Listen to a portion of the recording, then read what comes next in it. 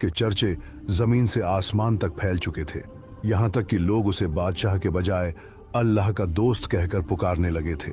एक रोज दरबार लगा हुआ था। वजीर और अमीर अपनी अपनी जगह अदब से खड़े थे।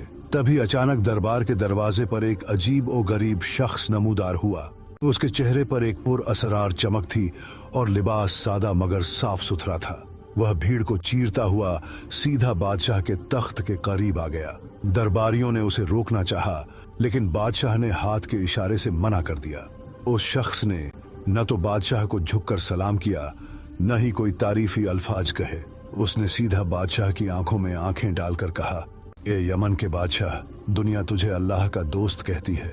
लोग तेरी सखावत की कस्में खाते हैं, लेकिन आज मैं तेरा इम्तिहान लेने आया हूँ। अगर तू वाकई अल्लाह का सच्चा दोस्त है और अगर तेरा दिल दुनिया की मोहब्बत से खाली है, तो क्या तू मेरे एक सवाल का जवाब हाँ में देगा? बादशाह ने बड़े तहम्मुल से नरम लहजे में कहा, मांगो मुसाफिर, मेरे रब के खजाने में किसी भी चीज की कमी नहीं। तुम जो मांगोगे अगर मेरे इख्तियार में हुआ तो तुम्हें जरूर मिलेगा। वह शख्स मुस्कुराया और बोला, मुझे कोई माल और दौलत, हीरा मोती या सोना चांदी नहीं चाहिए। मुझे तुम्हारी यह पूरी सल्तनत चाहिए। अगर तू सच्चा है तो अगले 3 दिन के लिए यह तख्त, यह ताज और यह हुकूमत मेरे हवाले कर दे।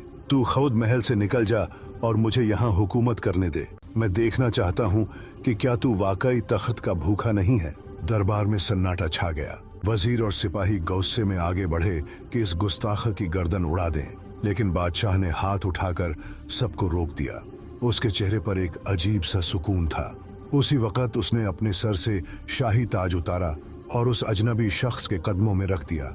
बादशाह ने कहा, बिस्मिल्लाह, यह हुकूमत अल्लाह की अमानत थी। आज उसने तुझे दी है तो मुझे कोई एतराज नहीं। वह तख्त से नीचे उतर आया।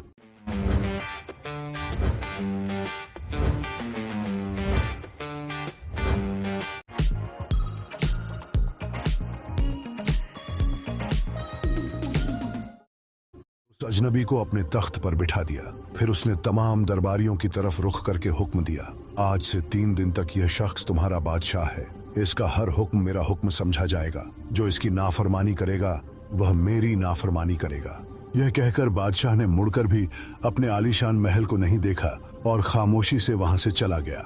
वह अपने निजी कमरों में जाकर 3 दिन गुजरने का इंतजार करने लगा। 3 दिन तक वह अजनबी शख्स यमन के तख्त पर बैठकर बड़े ठाठ से हुकूमत करता रहा।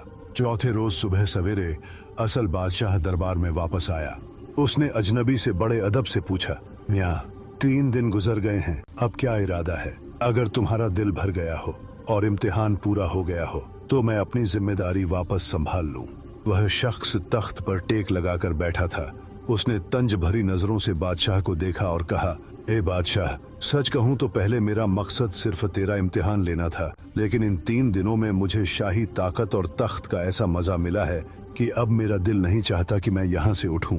तुम तो अल्लाह के दोस्त हो ना, तुम्हें दुनिया से क्या लेना? लिहाजा यह तख्त और ये हुकूमत हमेशा के लिए मुझे दे दो। बादशाह ने एक लम्हे के लिए भी नहीं सोचा। उसने मुस्कुराकर जवाब दिया, मुबारक हो। अगर यह तख्त तुम्हें इतना पसंद है तो यह तुम्हें मुबारक। मुझे मेरा अल्लाह काफी है। बादशाह वहां से पलटा और सीधा अपने निजी महल में आया, जहां उसकी मलका और 2 बेटे मौजूद थे। एक बेटा अभी सिर्फ 1.5 साल का था, जो मलका की गोद में था, और बड़ा बेटा 7 बरस का था। बादशाह ने मलका को सारी हकीकत बता दी और कहा, ए बेगम, आज से हम बादशाह नहीं रहे, हम फकीर हो चुके हैं। अगर तुम चाहो तो यहाँ रह सकती हो, लेकिन मैं अब इस महल में नहीं रह सकता। मलका, जो एक निहायत नेक और वफादार खातून थी, उसके माथे पर शिकन तक नहीं आई। उसने इत्मीनान से कहा, जहाँ आप हैं वहीं मेरी जन्नत है। अगर अल्लाह की मर्जी यही है तो हम राजी हैं। मैं आपके साथ चलूंगी, चाहे रास्ता कैसा भी हो। बस फिर क्या था, कल का बादशाह आज फकीर बन चुका था। बादशाह, मलका और उनके 2 मासूम बच्चे खाली हाथ, बिना किसी सवारी और बिना किसी साजो सामान के महल के पिछले दरवाजे से निकल गए। चलते हुए बादशाह अपने दिल को समझा रहा था, ए दिल, इतने अरसे तक बादशाही का मजा चखा है, अब जरा फकीरी का मजा भी चख ले। जब उन्होंने शहर छोड़ा तो उनके पास सवारी के लिए न कोई घोड़ा था और न कोई खादिम। कल तक जो लोग रेशमी कालीनों पर चला करते थे, आज वही लोग तपते हुए सहरा और पत्थरीले रास्तों पर पैदल चल रहे थे। सूरज की धूप तेज थी और जमीन गर्म, मगर उनके हौसले बुलंद थे। कभी वे 2 कोस चलते, कभी 4 कोस। रास्ते में अगर कोई रूखी सूखी चीज मिल जाती तो खा लेते, और अगर कुछ न मिलता तो सब्र करके पानी पी लेते और फाका कर लेते। लेकिन इस हाल में भी उनकी जबान पर कोई शिकवा नहीं था। वे बस अल्लाह का शुक्र अदा करते रहते थे। चलते चलते कई दिन गुजर गए। आखिरकार वे सफर करते हुए एक अजनबी शहर में पहुंचे। शाम हो चुकी थी और बच्चे थक कर चूर हो गए थे। बादशाह ने शहर की एक मामूली सी सराय में कयाम किया ताकि रात गुजारी जा सके। उसी वक्त शहर के बाहर एक अमीर सौदागर का तिजारती काफिला उतरा हुआ था। वह सौदागर अपने घोड़े पर सवार होकर शहर की सैर को निकला हुआ था। इत्तेफाक से वह घूमता हुआ उसी सराय में आ गया जहां बादशाह और उसकी फैमिली ठहरी हुई थी। सौदागर की नजर जब मलका पर पड़ी तो वह हैरान रह गया। मलका के कपड़े पुराने थे और धूल मिट्टी से अटे हुए थे, लेकिन उसके चेहरे का नूर और उसका बावकार अंदाज साफ बता रहा था कि यह कोई मामूली औरत नहीं बल्कि किसी आला खानदान की खातून है। ये सौदागर के दिल में लालच पैदा हो गया। उसने सोचा, अगर मैं इस खातून को हासिल कर लूं और इससे शादी कर लूं तो मेरी इज्जत और रुतबे में इजाफा हो जाएगा। यह सोचकर वह मक्कार सौदागर बादशाह के करीब आया और बड़े अदब से सलाम किया। बादशाह ने आजिजी से सलाम का जवाब दिया। सौदागर ने झूठी सूरत बनाते हुए निहायत गमगीन लहजे में कहा, हुजूर, मैं एक ताजिर हूँ और मेरा काफिला शहर के बाहर ठहरा है। मैं बड़ी मुसीबत में हूँ।